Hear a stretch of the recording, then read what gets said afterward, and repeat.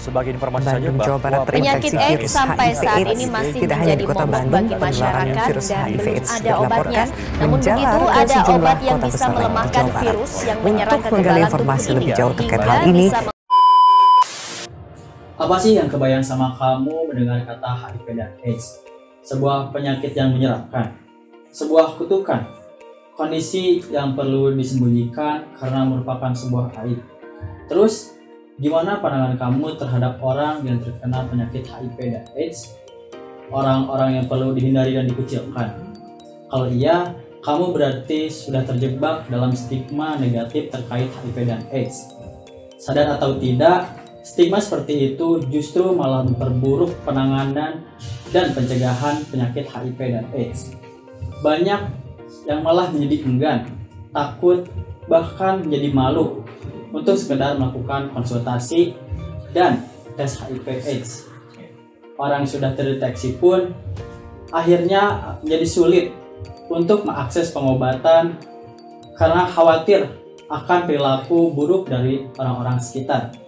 Oleh karena itu, supaya kita tidak terjebak dalam stigma negatif tersebut, saya kali ini akan menjelaskan lebih lanjut terkait HIV dan AIDS supaya kita tidak terjebak dan salah paham lagi. So, mari kita bahas lebih lanjut lagi.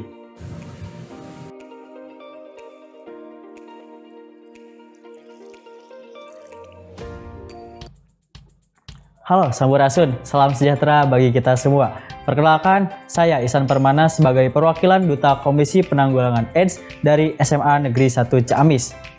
Pernahkah kalian mendengar kata HIV dan AIDS?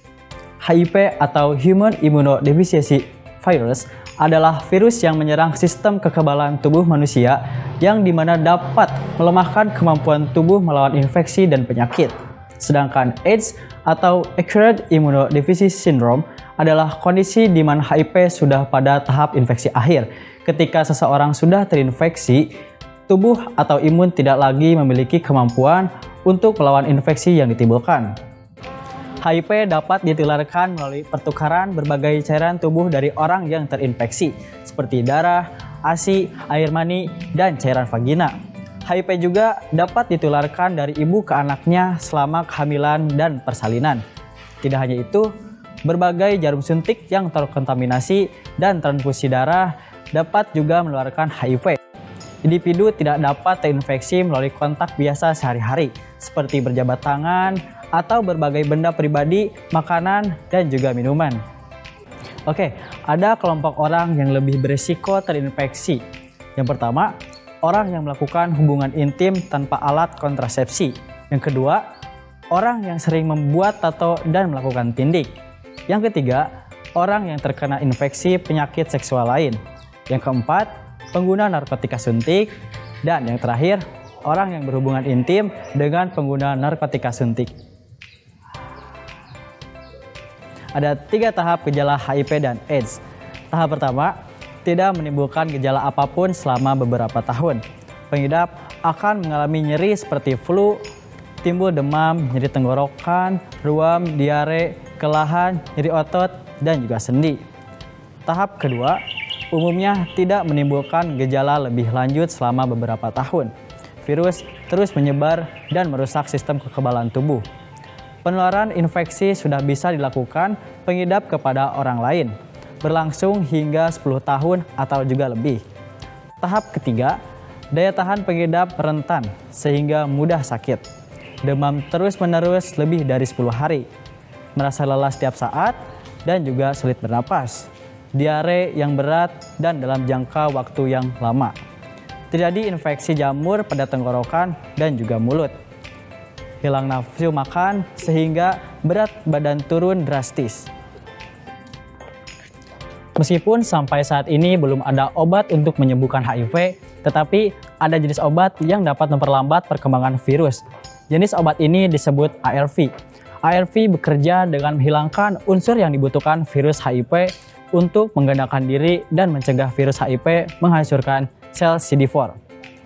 Salah satu yang menjadi permasalahan di kalangan remaja dalam proses pencarian jati diri adalah bahayanya pergaulan bebas.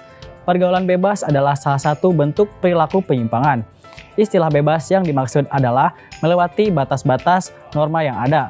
Masalah pergaulan bebas ini sering muncul baik di lingkungan maupun di media massa yang menjadi faktor akan terjangkitnya penyakit HIV dan AIDS.